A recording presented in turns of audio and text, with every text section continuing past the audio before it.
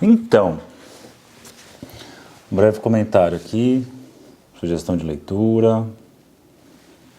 Caramba, esse negócio não para quieto aqui. Por quê? Não tem um suporte, deveria ter. Bom dia, Aline, bom dia... Passando rápido, bom dia, Antônio Bernardo. Lá vem o Saulo, já sei, é 22. Eu sei qual é. É Bom Dia Psicanálise 22, porque antes eu tive que olhar para arrumar a legenda de ontem. Então aqui é um livro do Jason Stanley. Como funciona o fascismo? A política do nós e eles. Eu trouxe aqui só para pegar umas passagenzinhas e sobre o fascismo, que é impressionante como é possível você fazer leituras. Impressionante não, né? Meio que óbvio que você está falando de funcionamentos, né? De dinâmicas. Ainda que guardada as proporções, mas é possível enxergar dinâmicas individuais, dinâmicas de uma pessoa, de um sujeito, sei lá, que você atende ou que você conhece pessoas, indivíduos, e você encontrar o funcionamento que você vê numa pessoa também funcionando num grupo. Você tem um grupo lá que funciona de forma, sei lá, de forma histérica, um grupo que funciona de forma obsessiva, meio aquela coisa mais recente, assim, né, da ideia de uma produção exagerada de saberes inúteis, por exemplo, numa sociedade, que é meio característico assim da forma obsessiva de fazer a coisa, né? Uma abundância de produção e essa produção inútil. Talvez pensar a ideia da perversão, né? A perversão como um não reconhecimento do outro, como recoisificar esse outro e fazer o outro ser objeto de uso e abuso.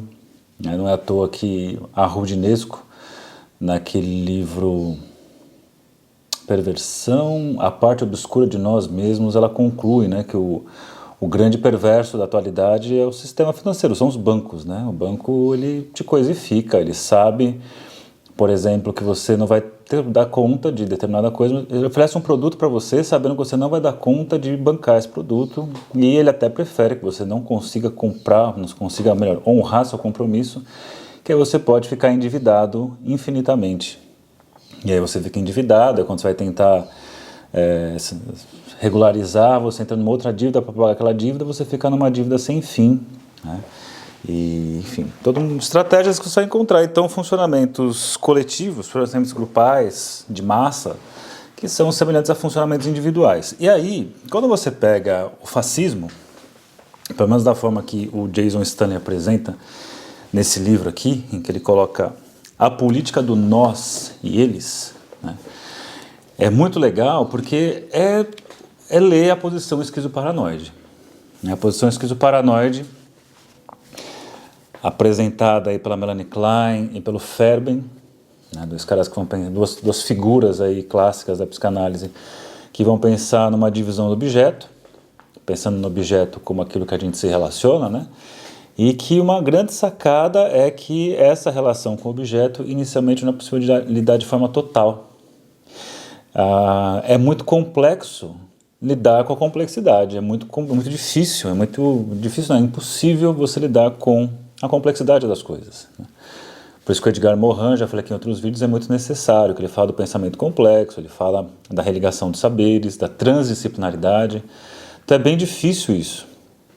Por isso que você articular vários saberes é difícil, por isso que você perceber situações complexas é muito difícil. Por isso que explicações básicas, tal coisa é assim por conta disso, são explicações que são bem ingênuas, né? Quando você tem uma única explicação para algo, tudo bem, você pode ter uma única explicação, assim, a minha explicação é essa, mas sei que não é a única, e efetivamente sabe que não é a única, e suporta escutar que tem outras, isso é muito legal. Agora, quando você, assim, a explicação é esta, e só tem esta, e qualquer outra não existe, aí estamos falando de uma coisa mais voltada para algo não tão maduro assim, né? Algo que precisa uma insuficiência para lidar com a totalidade ou com a complexidade.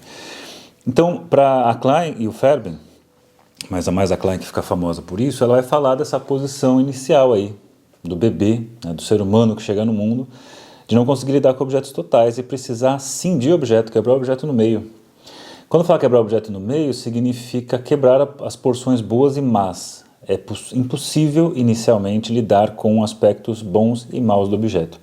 Impossível lidar com aspectos positivos e negativos de um único objeto, porque é muito complexo. Pensou, amar e odiar uma mesma pessoa? Isso você desenvolve depois de muito tempo.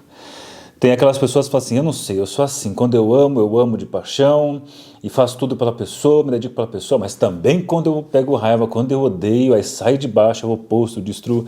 Cara, pensar nisso, não tem nada a pessoa fala às vezes com orgulho disso, mas não tem nada de se orgulhar aí, né? É uma forma muito limitada de lidar com as coisas. Amo de paixão e odeio de morte, por exemplo. E aí no livro, ele traz algumas coisas que dá para pensar um pouco dessa posição, meio esquizoparanoide, né? Ó, que ele traz assim, veja só, alguns trechinhos, que vale a pena a leitura. Ele traz aqui, ó... Onde temos? Como funciona o fascismo?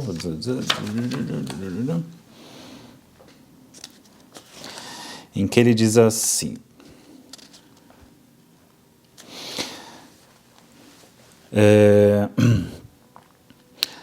A política fascista inclui muitas estratégias diferentes. O passado mítico, a propaganda, o anti-intelectualismo, irrealidade, hierarquia, vitimização, lei e ordem, ansiedade sexual, apelos à noção de pátria e desarticulação da união e do bem-estar público. Então, alguns pontos aqui. Aí ele coloca assim, o sintoma mais marcante, e aí eu falo dessa cisão aí que é feita, coloca, o sintoma mais marcante da política fascista é a divisão. Destina-se a dividir uma população entre nós e eles. Né? Quando você tem o nós e eles é muito perigoso, né? Porque o nós vai ser supervalorizado, vai ser, né, idealizado, e os eles vão ser desvalorizados, vão ser o lugar de projetar, né, tudo aquilo que o nós rejeita. Então, tudo que o nós rejeita, se eu faço essa divisão, existe nós e eles, e não um coletivo só, mas existe aqui minha turma e aquela turma lá. Aquela turma lá, ela fica no lugar de projeção das sombras, né? Projeção daquilo que a pessoa não quer reconhecer nela mesma, que o grupo não quer reconhecer nela mesma. E diz assim, né, ó, então, destina-se a dividir a população em nós e eles. Muitos tipos de movimentos políticos envolvem tal divisão. Que é o que a gente acontece, a gente enxerga claramente assim no Brasil, né? Essa divisão em nós e eles. Nós fazemos tal coisa e eles fazem tal coisa. Nós temos isso aqui e eles... E fora e todos os outros, né? Tem nós, eles e tem o A, B, C, D, E, F, G, né? Você vai indo, você tem aquela complexidade... a quantidade gigantesca de posições, de posturas, mas é tomado como nós e eles. Então, por exemplo, se eu discordo de fulano de tal, então significa que eu concordo com outro. Ou se eu concordo com fulano de tal, significa que eu discordo completamente do outro. Fica essa ideia assim, só existe uma coisa ou só existe outra? Só existe uma porta ou só existe a outra porta? E olha só, aí... Uma das estratégias para criar essa divisão nós e eles é mexer na história. E olha que interessante essa coisa de mexer na história. Então, primeira coisa ali, a gente já viu que essa divisão, nós e eles, dá para pensar numa postura esquizoparanoide. Depois, os políticos fascistas justificam suas ideias ao aniquilar um senso comum de história, criando um passado mítico para respaldar sua visão de presente. Eles reescrevem a compreensão geral da população sobre a realidade, distorcendo a linguagem da idealização, por meio da propaganda e promovendo o anti-intelectualismo, atacando universidades e sistemas educacionais que poderiam contestar suas ideias. Tem tanta coisa aqui, isso aqui é tão George Orwell, 1984, com a ideia de quem controla o passado, controla o futuro, quem controla o presente, controla o passado. Vê como dá aqui, ó. Então, para fazer essa divisão, nós e eles, e obviamente hipervalorizar o nós e desvalorizar o eles, eu preciso criar uma narrativa mostrando que eles estão errados, são, sei lá, as intenções são ruins, são os maus da história. Então, recria-se uma história, melhor dizendo, né, um passado mítico, E esse passado mítico vai usar para justificar as ações no presente. Então, se eu for pensar, levando em consideração o passado, eu posso então apresentar estratégias para modificação de futuro, para estabelecer um futuro diferente, baseado no que aconteceu no passado. E para o que aconteceu no passado, modificar o que aconteceu no passado e ninguém criticar ou ninguém apontar qualquer coisa ou ninguém desmentir o que eu inventei do passado, eu preciso controlar no presente que ninguém deixe acessar o passado. Então, baseado numa narrativa falsa no passado, justifica-se, né, apontamentos, direções num futuro. Então vamos caminhar para esse lado, vamos fazer tal coisa, vamos para isso. Cuidado com eles, porque olha no passado o que eles vão fazer ali. Então cria-se uma justificativa de futuro, baseado num passado, só que esse passado mítico é um passado reconstruído, remontado, falseado. Só que a gente tem que tomar cuidado, porque se alguém for lá e mostrar, não foi nada disso no passado, você destrói essa possibilidade de futuro. Então o que acontece é que precisamos criar estratégias no presente para ninguém acessar o passado, para ninguém lá conferir se o passado foi aquilo mesmo. E aí ele coloca aqui, né, uma das formas de se atingir o passado, antes de chegar nisso, eu volto para o raciocínio, ele diz assim, a política fascista invoca um passado mítico puro que foi tragicamente destruído. Isso tudo vai lembrando narrativas de pessoas numa clínica, né? A ideia da divisão, lá do comecinho, essa ideia de um passado foi destruído, tudo ia bem até que, né, na minha vida tudo estava bem, até que nasceu meu irmão, até que aconteceu tal coisa. Criamos isso, é a própria estrutura da nossa lembrança. E diz assim, olha só uma ideia de mito, de passado aí, dita pelo Benito Mussolini. Diz assim, nós criamos o nosso mito. O mito é uma fé, uma paixão. Não é necessário que ele seja uma realidade. Olha isso, não é necessário que o mito seja uma realidade. Nosso mito é a nação. Nosso mito é a grandeza da nação. E a esse mito, essa grandeza, que queremos transformar numa realidade total, subordinamos tudo. Então você tem uma reconstrução de um passado, a elaboração de um mito baseado em fé e paixão, que não condiz com a realidade dos fatos, de acordo com Mussolini. E que então, esse mito, essa grandeza, eles querem transformar o mito na verdadeira realidade. Então, substituir a realidade pela realidade do mito e que todos se subordinem à realidade. Cara, isso daqui é um pé na loucura, né? É um pé na loucura ou na perversão, a gente pode colocar. Na loucura porque, de fato, é colocar ali um delírio, criou-se ali um delírio, porque o fato não é esse, então cria-se um delírio, e você quer impor seu delírio ao outro. Uma possibilidade. Ou uma perversão, porque a própria pessoa percebe que ela está pervertendo a história, está desviando a história do jeito que ela quer, e ela quer transformar isso numa realidade. Então essa história que eu perverto, eu quero que todos se adequem a ela. Quem se adequa somos nós. Aqueles lá que não se adequam, que vão questionar, a gente chama de eles e põe lá um muro e põe ali são os demônios, né? Não vamos mexer com eles. Se você for lá escutar daquele lado, e esse é o perigo, né?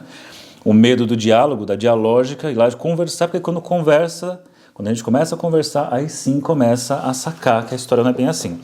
Que é aquilo que eu falo algumas vezes sobre as pessoas na clínica, que às vezes não fala com alguém da família, por exemplo, e que nunca falou com essa pessoa. Sabe-se lá por quê? Por um afastamento, e só escuta pessoas, terceiros, falando daquela pessoa. Então, por exemplo, pessoa que não fala com o pai, nunca conheceu o pai e acha que o pai é um monstro, e às vezes pode ser mesmo, mas às vezes não é. Mas a narrativa que é contada, a família conta, é que esse pai é esse monstro para que nunca essa pessoa vá atrás do pai e escute a versão do pai, o que colocaria em xeque a história, a narrativa que ela tem de si mesma. Então, é uma narrativa que fala do passado, que controla o futuro, as ações dessa pessoa no futuro, só que para que isso se mantenha, eu tenho que controlar no presente. Então, aquelas coisas assim, nunca vá procurar seu pai, né? E aí começa a fazer a clínica, começa a fazer a análise, e muitas vezes assim, por que eu não questiono lá? Vou lá conhecer. E quando vai conhecer, você conhece o outro e ver que o outro não é tão outro assim, né? Somos todos nós, é uma coletividade. Pode ser, obviamente, que você se decepcione, mas você foi lá e fez pelas próprias pernas, pelos próprios ouvidos. E aí, não dá para falar muita coisa, mas eu acho que é interessante esses pontos aqui para pensar sociedade, para pensar clínica, e coloca, né, ó, a política fascista fetichiza o passado. Nunca é o passado real que é fetichizado. É esse passado mítico, e mais uma vez, para isso é necessário controlar o presente. E aí, obviamente, para finalizar aqui nosso tempo de live, qual que é a melhor forma de controlar o presente para que as pessoas não vão ali, não sigam lá para contestar o passado? Aí ele coloca, as escolas apresentam aos alunos a cultura dominante e seu passado mítico. A educação, portanto, representa uma grave ameaça ao fascismo, porque a educação faz a pessoa pensar. E aí entra o Paulo Freire, eu não vou falar muito dele não, mas entra, por exemplo, o Paulo Freire, que mostra, sim, naquela posição do aluno, não só de aprender passivamente algo, mas questionar. Né? Questionar a história, o momento que ele está ali. Não é só ele que fala isso, obviamente, mas só pensar um pouco, às vezes, aquela caçada às bruxas que tem ao Paulo Freire no Brasil, né?